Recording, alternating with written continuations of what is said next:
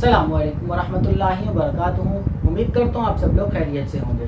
तो जैसा कि हमने इससे पिछली वीडियो में कैलकुलस स्टार्ट की थी, कैलकुलस बाय एवर्ट एंटन की बुक हमने स्टार्ट की थी, जिसमें हमने चैप्टर नंबर 0 स्टार्ट किया था, जिसका नेम था बिफोर कैलकुलस। तो स्टार्ट में हमने फंक्शन की डेफिनेशन, उसकी टाइप्स, उसके साथ साथ फंक्शन की डोमेन, रेंज और नेचुरल डोमेन पढ़ ली थी, जो क्या होती है और किस तरह से निकाली जाती है। नेचुरल डोमेन के हमने कुछ एग्जांपल्स भी कर ली थी, जो अगर हमें फंक्शन की नेचुरल डोमेन निकालनी हो तो हम किस तरह से फंक्शन की डोमेन निकालेंगे, और इसके साथ साथ अगर दो फंक्शंस हमें गिवन हो तो उनकी डोमेन कंपेयर करने का अगर बोला जाए तो वो हम किस तरह से कंपेयर करेंगे, वो भी हमने सीख लिया था।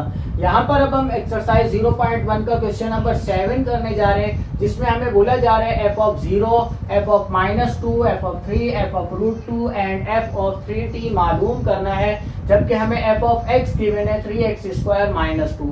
मतलब क्या है, हमें फंक्शन गिवन है x की फॉर्म में, x की जगह पर यहाँ पर क्या है f of 0, मतलब कि x की जगह पर हम 0 वैल्यू पुट करके इस फंक्शन का आंसर निकालेंगे।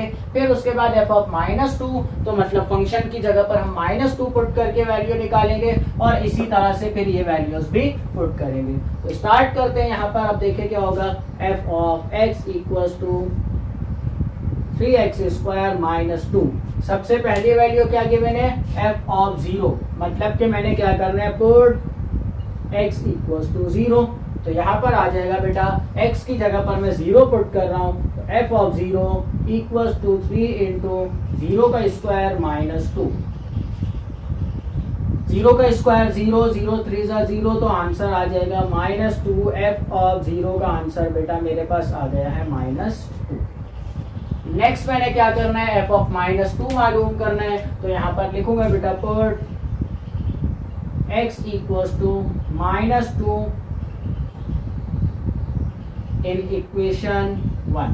इक्वेशन नंबर 1 का मैंने इसको नाम दे दिया। यहाँ पर तो हमने डायरेक्ट वैल्यू पुट किया, अब इसके बाद हम किस में पुट कर रहे हैं ये हमें बताना पड़ेगा, तो हमने इसको इक्वेशन 1 का नाम दिया। अब मैं इक्वेशन 1 में -2 पुट करने जा रहा हूँ। तो यहाँ आ जाएगा f of -2 equals to 3 into -2 का स्क्वायर -2। -2 का स्क्वायर 4 हो जाएगा, तो यहाँ आ जाएगा 3 मल्टीप्लाई बाय 4 -2, 3 4 12, तो 12 -2 आंसर आ जाएगा 10। तो मेरे पास f of -2 का आंसर भी आ चुका है। अब मैंने नेक्स्ट क्या पुट करना है, थर्ड वैल्यू मैंने जो पुट करनी है वो है f of 3। तो यहाँ पर मैं स्टेटमेंट दूंगा, put x equals to 3 in equation number 1। तो अब देखिए क्या होगा, यहाँ पर इक्वेशन नंबर 1 में मैं 3 पुट कर रहा हूँ, तो f of 3 equals to 3 into x की जगह पर 3 आ जाएगा, तो 3 का स्क्वायर -2, 3 का स्क्वायर 9 हो जाएगा, 3 मल्टीप्लाई बाय 9 -2, 3 9 27 -2, और 27 -2 आंसर आ जाएगा 25। नेक्स्ट मैंने क्या करनी है बेटा, वैल्यू पुट f of √2। तो यहाँ आ जाएगा पुट x इक्वल्स टू √2। तो यहाँ पर देखें, f of √2 equals to 3 into √2 का स्क्वायर -2। स्क्वायर से रूट कैंसिल आउट हो जाएगा, 3 मल्टीप्लाई बाय 2 -2, 3 2 6 -2 आंसर आ जाएगा बेटा 4। f of √2 भी आ चुका। फाइनल मैंने लास्ट वैल्यू क्या पुट करनी है, 3t। तो अब देखें बेटा क्या होगा, put x equals to 3t। तो यहाँ पर आ जाएगा f of 3t equals to 3 into 3t का स्क्वायर -2। अब 3t का स्क्वायर ले लेंगे, तो यहाँ क्या आ जाएगा, 3 मल्टीप्लाई बाय 3 का स्क्वायर 9, t का स्क्वायर t स्क्वायर -2, 3 9 27, t का स्क्वायर -2।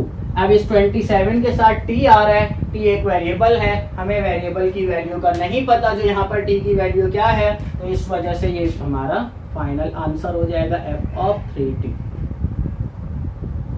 तो यहाँ पर देखें, हमने बड़ी आसानी से क्वेश्चन नंबर 7 जो है कंप्लीट सॉल्व कर लिया है। नेक्स्ट क्वेश्चन नंबर 8 कर लेते हैं।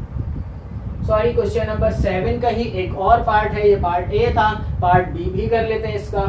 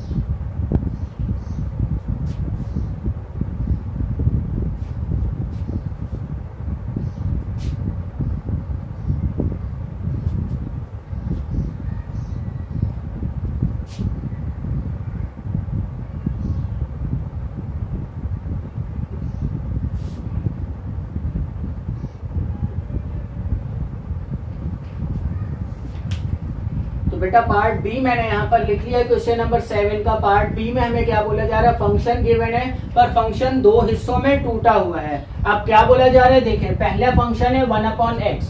1/x फंक्शन कब यूज करेंगे हम, जब हमारे x की वैल्यू जो है ग्रेटर देन 3 होगी। मतलब x की वैल्यू जब 3 से बड़ी होगी, 4, 5, 6, 7, 8 या सो ऑन, 3 से जब बड़ी होगी वैल्यू जो हमें सवाल में बताई गई है, 3 से बड़ी जो वैल्यूज हैं वो हम यहाँ पर पुट करेंगे।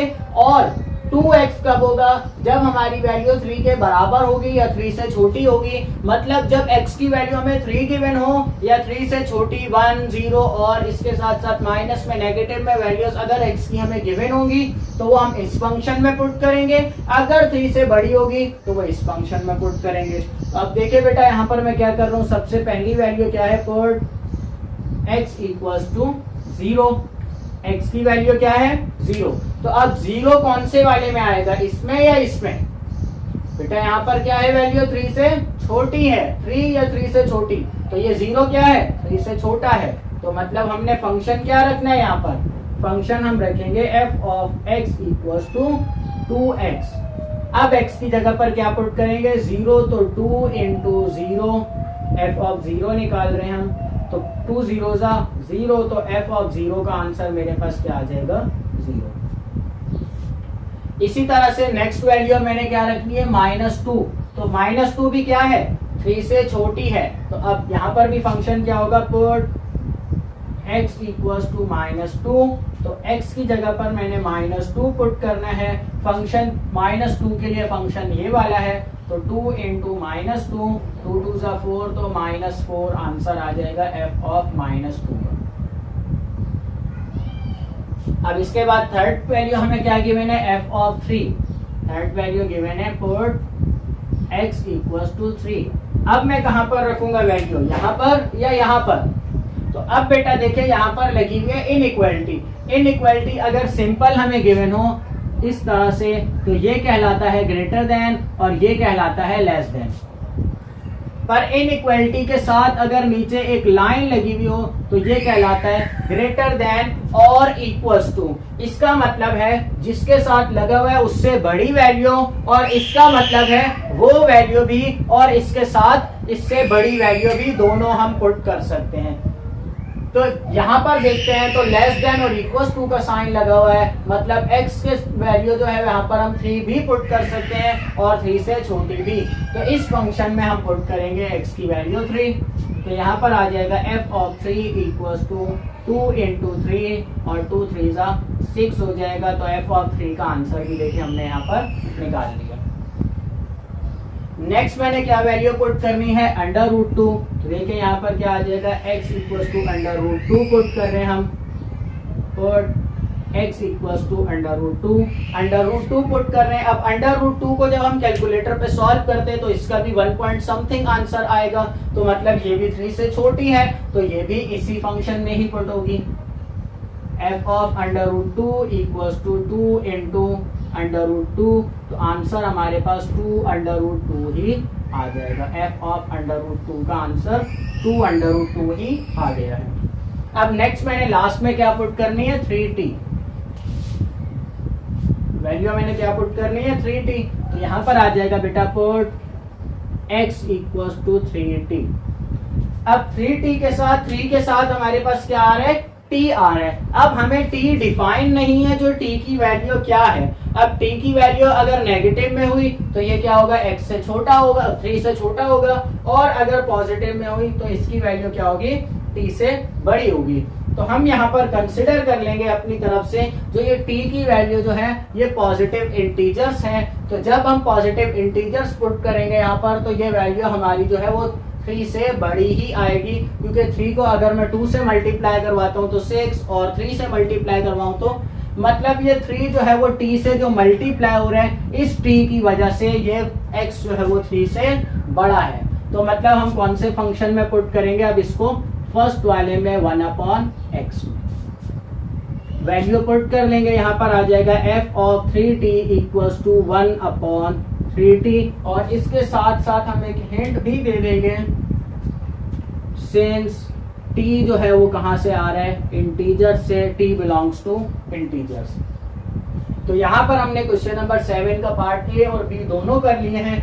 क्वेश्चन नंबर 8 जो है वो भी same as it is question number 7 की तरह ही है। यहाँ पर f ऑफ x गिवन है, वहां पर g ऑफ x गिवन है, यहाँ पर f ऑफ करके वैल्यूज गिवन है, वहां पर g ऑफ करके वैल्यूज गिवन है। सिंपल आपने वैल्यू देखनी है, फंक्शन उठाना है, फंक्शन में वैल्यू रखनी है और सिंप्लीफाई कर लेना है। तो सेम आसान तरीका है, वहां पर सेम एज इट इज इसी की तरह ही आसानी से आप लोग सॉल्व कर लेंगे। मैं आगे की तरफ चलता हूँ क्वेश्चन नंबर 9 की तरफ। बेटा नेक्स्ट क्वेश्चन नंबर 9 मैंने यहाँ पर लिख लिया है। क्वेश्चन नंबर 9 में क्या बोला जा रहा है, find natural domain and range of the following function. बोला जा रहा है कुछ फंक्शंस नीचे गिवन हैं, इनकी नेचुरल डोमेन और रेंज मालूम करके बताओ जो क्या होगी। तो अब देखें यहाँ पर हम क्या करेंगे, फंक्शन मुझे गिवन है यहाँ पर f of x equals to 1 upon x minus 3। बेटा यहाँ पर मैंने आप लोगों को पिछली वीडियो में बताया था, अगर किसी फंक्शन की हमने डोमेन मालूम करनी हो, नेचुरल डोमेन मालूम करनी हो, तो उसके लिए कुछ कंडीशंस बताई थी। सबसे पहला था बेटा पॉलिनोमियल इक्वेशन। अगर तो पॉलिनोमियल इक्वेशन है तो उसकी जो है वो जो डोमेन होगी वो ऑल रियल नंबर्स होगी, उसमें हम सारे के सारे रियल नंबर्स पुट कर सकते हैं और रेंज भी उसकी ऑल रियल नंबर्स होगी। जब हमारे पास फ्रैक्शनल फॉर्म में फंक्शन हो, जो डिनोमिनेटर में फंक्शन आ रहा हो, तो हम चेक करेंगे क्या ये इन्फिनिटी तो नहीं हो रहा किसी जगह पर। तो नीचे वाली वैल्यू को हम लेट कर लेंगे 0 के equal, let x minus 3 equals to 0, क्योंकि अगर ये टर्म 0 हो गई तो 1 अपॉन 0 आ जाएगा जो कि इन्फिनिटी हो जाएगा, जो कि अनडिफाइंड हो जाएगा, जो हमने नहीं डाला। तो अब यहाँ पर क्या होगा, आप देखें x minus 3 equals to 0, x का आंसर यहाँ से क्या आएगा बेटा, x equals to 3। x equals to 3 आया है, मतलब अगर हम इस फंक्शन में x की जगह पर 3 पुट करेंगे तो ये फंक्शन जो है हमारा अनडिफाइंड हो जाएगा। तो इसलिए इस फंक्शन में x इक्वल्स टू 3 नहीं पुट कर सकते। तो इसकी डोमेन क्या आ जाएगी हमारे पास, रियल नंबर्स माइनस 3, मतलब कि ऑल रियल नंबर्स हम इस फंक्शन में पुट कर सकते हैं पर माइनस 3 नहीं पुट कर सकते। आपकी बुक के पीछे जिस तरह से आंसर लिख कर दिया हुआ है वो इस तरह से, डोमेन हमारे पास जो है वो x is not equal to 3, मतलब कि x जो है वो 3 के बराबर नहीं होना चाहिए। साथ में हमने रेंज मालूम करनी है। रेंज क्या है, y का आंसर। y का आंसर हमारे पास हमें पता है, इसमें हम पुट करेंगे तो ये 0 नहीं आना चाहिए। तो ऑल रियल नंबर्स आ सकते हैं पर रेंज हमारे पास जो है क्या होगी, y is not equal to 0, मतलब कि हमारे फंक्शन का जो आंसर है वो 0 नहीं आना चाहिए, उसके अलावा जो भी रियल नंबर आ रहा है वो ठीक है। तो हमारा काम सिर्फ डोमेन में मालूम करना है। डोमेन हमने देखनी है किस तरह से निकल रही है। रेंज तो हमारी फंक्शन की सिंपल डिफाइन होती है हमारे लिए हर फंक्शन की, जैसे ट्रिग्नोमेट्रिक फंक्शंस में भी हम देखते हैं और लीनियर फंक्शंस में भी, पॉलिनोमियल्स में भी डिफाइन होती है। जैसे पॉलिनोमियल इक्वेशन है उसकी रियल नंबर्स होती है। अंडर रूट वाला अगर फंक्शन है तो उसकी हमें पता है हमेशा उसकी रेंज क्या होगी, 0 से बड़ी होगी। हमारे पास नेगेटिव में अगर जाते हैं तो वो कॉम्प्लेक्स में चेंज हो जाता है, जो हमने नहीं लाना, मैं पहले भी बता चुका हूँ। तो मतलब रूट वाले फंक्शंस की जो हमारी रेंज होगी वो 0 से बड़ी होगी। इसी तरह से ये जो हमारे पास फंक्शन है फ्रैक्शनल फॉर्म में, इनकी हमारे पास क्या होगी, रेंज हमारे पास y इक्वल्स टू 0 नहीं होना चाहिए, इसके अलावा आ सकती है। कुछ एग्जांपल्स इसकी और सॉल्व कर लेते हैं। जैसे कि हमारे पास पार्ट बी गिवन है, f of x equals to x upon mod of x, या जिसको एब्सोल्यूट भी बोलते हैं हम लोग। अब मॉड का मतलब क्या होता है, मॉड ऑफ x का मतलब होता है बेटा, मॉड ऑफ x का मतलब होता है एक x पॉजिटिव है और दूसरा x नेगेटिव है। इसके अंदर मतलब के दो चीजें हैं, एक पॉजिटिव और एक नेगेटिव x। मैं क्या करूंगा बेटा, देखें x अपॉन x को अलहदा कर लूंगा और x अपॉन माइनस x को मैं अलहदा कर लूंगा। इन दोनों को 0 नहीं होना चाहिए। क्यों? क्योंकि अगर 0 हो गए तो 0 अपॉन 0 क्या हो जाएगा, अनडिफाइंड फॉर्म हो जाएगी। तो इसके लिए मैं क्या करूंगा, अब देखें यहाँ पर x upon x equals to 0 नहीं होना चाहिए। दोनों ही x है, मतलब कि 0x की वैल्यू 0 कभी भी नहीं होनी चाहिए।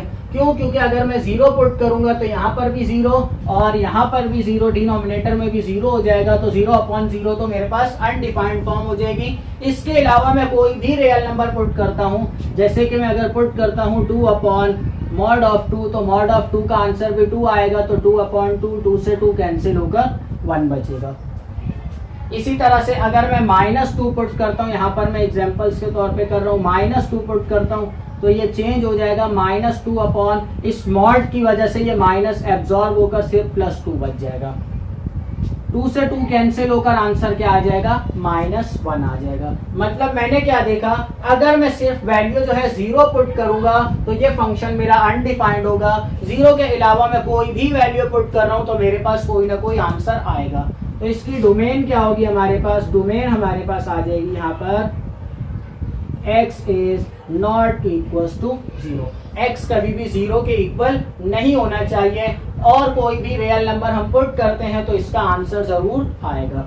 रेंज डिफाइन करनी है। अब रेंज क्या होगी? अब रेंज इसके पर हमारे पास क्या आएगी? रेंज अब यहाँ पर देखें, यही वाली एग्जांपल अगर मैं लेता हूं तो 2/2 क्या आंसर आया? 1। -2/-2 क्या आंसर आया? -1। इसी तरह से मैं कोई भी रियल नंबर पुट करूंगा तो आंसर मेरे पास क्या आएगा? -1 या 1, -1 या 1। तो मतलब कि इसकी रेंज क्या होगी? -1 से लेकर 1 तक के दरमियान में ही कोई नंबर्स आएंगे। x की जगह पर मैं जो भी वैल्यू पुट करूंगा उसका आंसर -1 से 1 के दरमियान में ही आएगा, या -1 और 1 ही आएगा। इसके अलावा कुछ भी नहीं आ सकता। क्यों? क्योंकि ये दोनों आपस में कैंसिल होकर 1 ही बचेंगे। इसके अलावा कुछ भी नहीं आ सकता, या -1 होगा या तो +1 होगा। तो इस तरह से हम फंक्शंस की डोमेन और रेंज को डिफाइन करेंगे। इसके साथ ही साथ मैं एक रूट वाला फंक्शन भी सॉल्व करवा देता हूं, जैसे कि हमारे पास पार्ट सी है, इसी क्वेश्चन का ही रूट में है वो फंक्शन। तो अब रूट वाले की डोमेन और रेंज हम किस तरह से निकालेंगे वो भी देख लें। g of x equals to √x² - 3। मैंने बताया बेटा यहाँ पर जो है 0 नहीं होना चाहिए, ये अंडर रूट वाली टर्म जो है 0 से बड़ी ही होनी चाहिए। अंडर रूट के अंदर जो हमारे पास आंसर आएगा ये 0 से छोटा होगा तो कॉम्प्लेक्स में चला जाएगा, तो हमारा आंसर 0 से बड़ा ही होना चाहिए। तो इसके लिए हम क्या करेंगे बेटा, आप देखें, g of x हमारा बराबर है किसके? √x² - 3 के। ये मेरा 0 से बड़ा होना चाहिए या 0 होना चाहिए, 0 से छोटा नहीं होना चाहिए। तो मैं यहाँ पर देखिए अब इनइक्वालिटी क्या लगा रहा हूँ, x² - 3 इज ग्रेटर देन और इक्वल्स टू 0। जैसा कि मैंने बेटा पिछली वीडियो में एग्जाम्पल में भी बताया था, अंडर रूट के अंदर वाले फंक्शन को उठाकर हम ग्रेटर देन और इक्वल्स टू का साइन लगाकर इसको 0 के इक्वल ले लेंगे। अब यहाँ से क्या होगा, ये देखें, ये -3 है, दूसरी तरफ जाएगा x² इक्वल्स टू -3। क्या ये मैंने ठीक किया है? नहीं किया। क्यों? क्योंकि ये -3 जब दूसरी तरफ जाएगा तो ये इनइक्वालिटी भी क्या हो जाएगी? उलट हो जाएगी। यहाँ पर आ जाएगा लेस देन और इक्वल्स टू, इनइक्वालिटी का साइन जो है वो उलट हो जाएगा। तो उलट करने की वजह से यहाँ पर अब मेरे पास आंसर क्या आ गया? अब देखिए बेटा, x² को जब मैं सॉल्व करता हूँ और ज्यादा, तो x² से जब मैं स्क्वायर हटाऊंगा तो वो क्या हो जाएगा? लेस देन और इक्वल्स टू ±√3। मतलब क्या है बेटा इसका? x की जगह पर मैं √3 जो है वो पुट नहीं कर सकता, सॉरी ये माइनस है, उस तरफ जाकर प्लस हो जाएगा। तो √3 प्लस में और -√3 में इस फंक्शन में नहीं पुट कर सकता। इसके अलावा मैं जो भी वैल्यू पुट करूंगा इसका आंसर रियल नंबर आएगा। अब चेक कर लेते, देखते हैं, कोई एक नेगेटिव बड़ा सा नंबर पुट करके देखते हैं। x की जगह पर मैं पुट कर रहा हूँ -11, क्या हो जाएगा? -11 का स्क्वायर -3, -11 का स्क्वायर क्या हो जाएगा? 121 -3, तो अंडर रूट के अंदर हमारे पास आंसर क्या आएगा? 118। तो हमने देखा बेटा इस स्क्वायर की वजह से जो है वो चेंज होकर हमारे पास आंसर पॉजिटिव में ही आ रहे हैं। तो हमारी डोमेन क्या हो जाएगी? यहाँ पर डोमेन हो जाएगी हमारी x is not equals to √3। Plus minus under root 3, मतलब कि प्लस माइनस अंडर रूट 3 के अलावा वो कोई भी वैल्यू हो सकती है जो हम इस फंक्शन में डालेंगे तो वो हमारे पास एक रियल नंबर आंसर ही आएगा। और इसके साथ साथ इसकी रेंज क्या होगी, रेंज हमने अभी देखा, जैसे ये एग्जांपल लें या कोई भी एग्जांपल लें, और अभी मैंने इस क्वेश्चन से पहले भी बताया बेटा रूट वाले फंक्शन की रेंज हमेशा जो होती है y की वैल्यू जो होगी वो हमेशा ग्रेटर देन और इक्वल टू 0 होगी। वो 0 से छोटी होगी तो वो कॉम्प्लेक्स नंबर में चला जाएगा जो हम नहीं लाएंगे। तो इसकी रेंज हमेशा क्या होगी, ग्रेटर देन और इक्वल टू 0 होगी। तो क्वेश्चन नंबर 9, यहाँ पर इसके बाद इसके 2 पार्ट्स और भी हैं, वो आप लोग खुद कर लीजिएगा। सिंपल, आपने अगर रूट है तो रूट को इस तरह से इनइक्वालिटी लगाकर सॉल्व करना है। फंक्शन है, डिनोमिनेटर में अगर कोई वैल्यू आ रही है तो उसको इक्वल टू 0 लेना है, एब्सोल्यूट वाली आ रही है तो उसको इस तरह से सॉल्व करेंगे। उम्मीद करता हूँ बेटा आज जो समझाया वो समझ आ गया होगा। अल्लाह हाफिज।